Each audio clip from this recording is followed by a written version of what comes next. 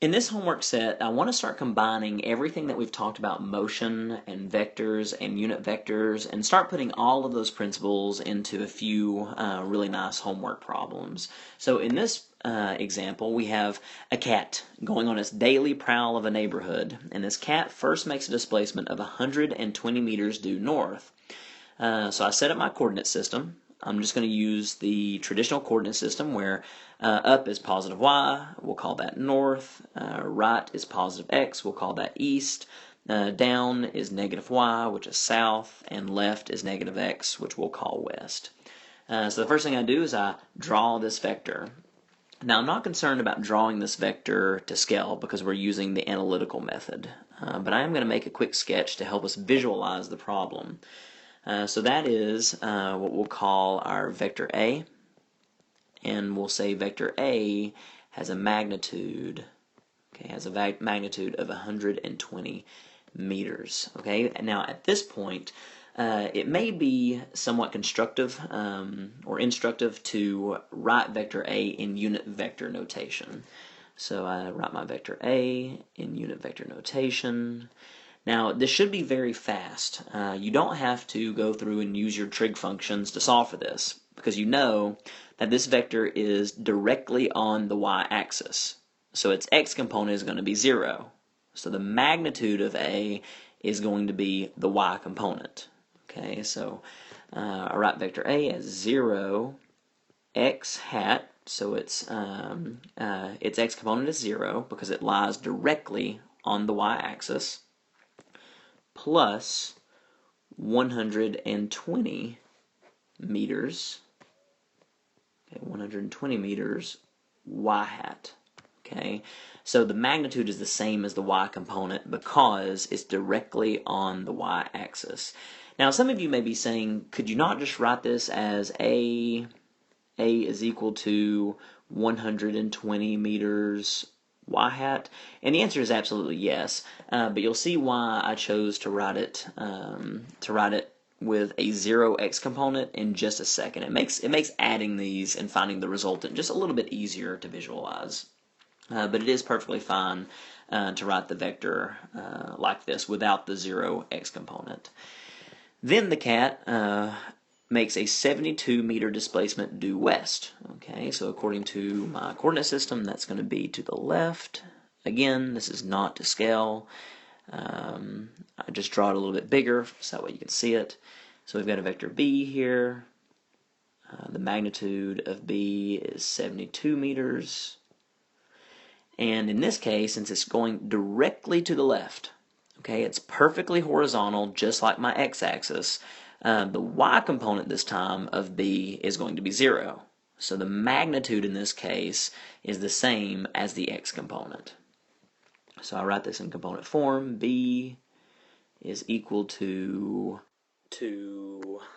negative 72. Okay, so don't forget your negative there because it is going directly to the left. So negative 72 meters, and we'll do x hat plus 0 y hat. So the y component is 0 because B is perfectly horizontal. Okay, there is no vertical component in this case. So just to clarify, yes, absolutely, you could write B just like this. You could write it as negative 72 m x hat and leave off the 0 y component because 0 times the unit vector is just 0. But to me, it's just somewhat more instructive when you're dealing with this to go ahead and put in the 0 so you can see what you're adding. So now I want to figure out what my resultant vector is.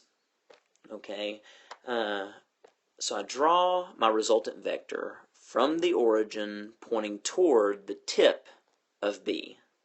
Okay, now I set up my right triangle, and you can see that you do have your right triangle where vector A is one side, vector B is another side, and this is the resultant vector.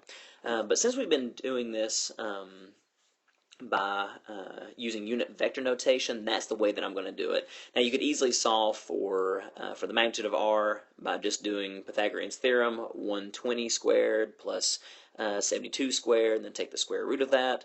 but I want to make it somewhat more systematic to stay consistent with the unit vector notation that we've been talking about in the previous lessons.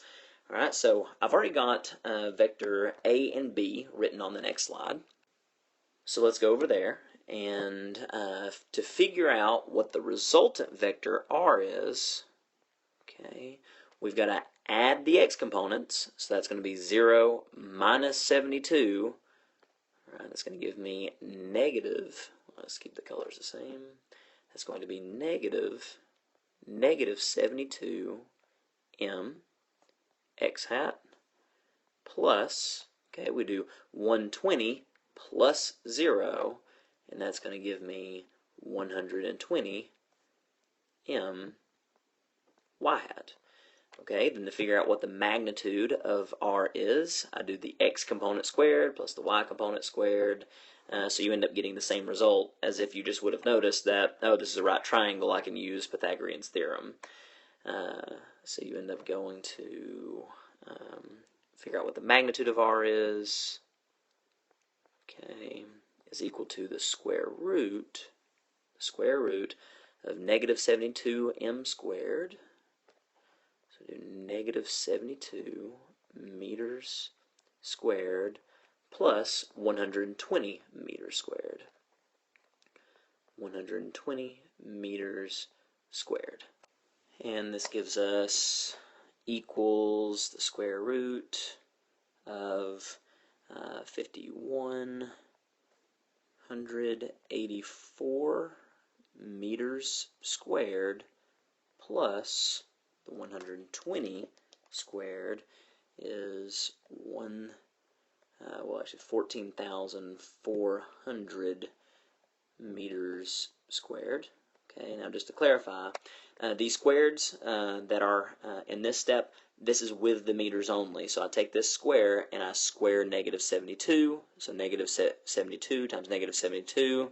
That gives me a positive 5,184. But then I also have to square the units. Okay, then I square the 120. 120 times 120. That gives me the 14,400. But I also have to square the units as well to get meters squared.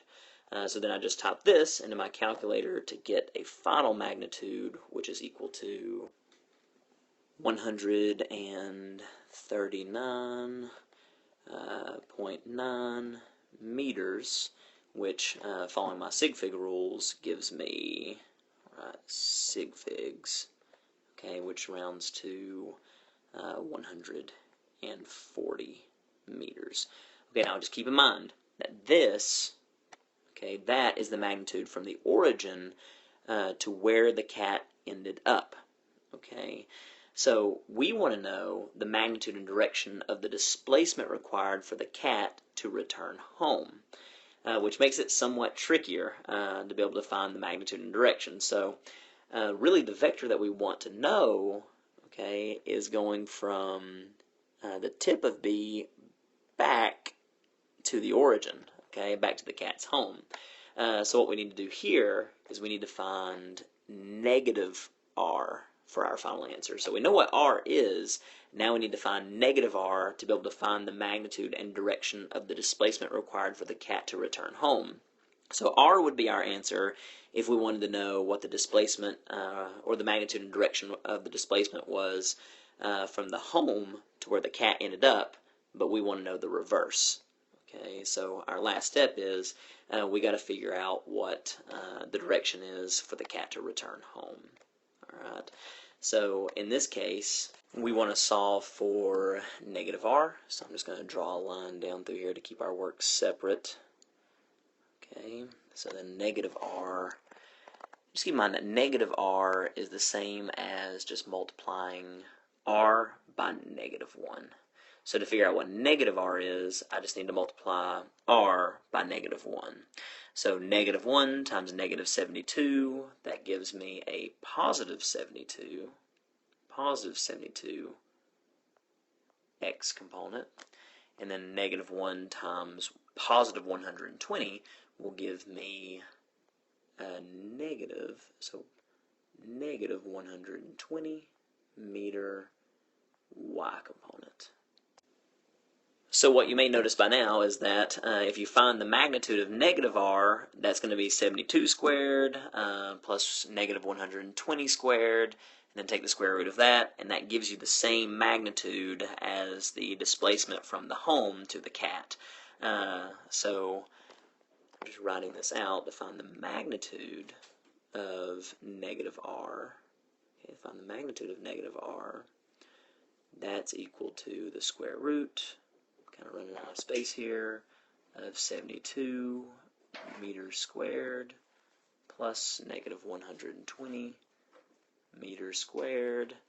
That's going to give me the same result, which is 140 meters. So the magnitude for the cat to return home is the same, which kind of makes sense, right? So if the displacement from the home to the cat has to travel the same displacement to go from where the cat is back home. But the direction is going to be different. Now at this point, what I would recommend is just making a quick sketch of negative r to be able to correctly solve for the direction. So I'm going to set up my coordinate system on the next slide. And I'm going to draw each component of my vector negative r just to help me visualize where the direction is coming from.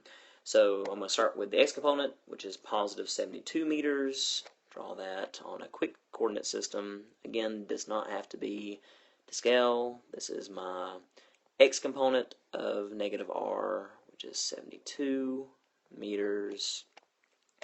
And I draw my y component. Draw my y component, which is negative 120 in the y direction. So it's going to be downward. Okay, so 120 is the ry component. So 120 meters.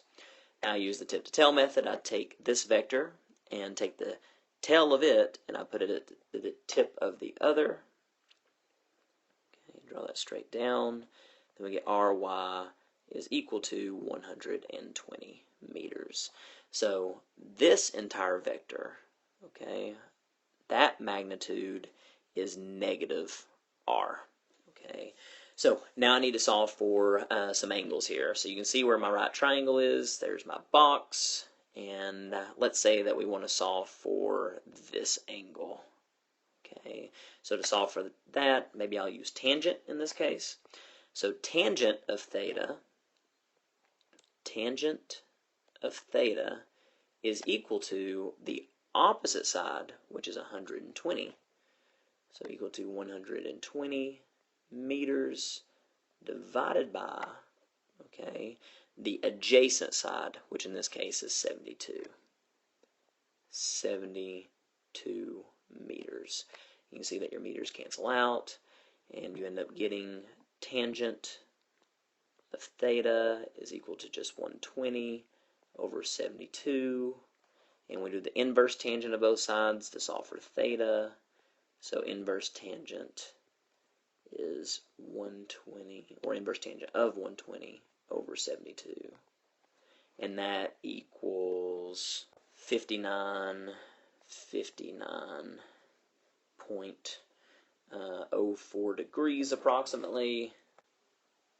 And since it's customary to report the angle from counterclockwise from the positive x-axis, in order to figure out what that angle is, I need to I'm going to call this just angle phi.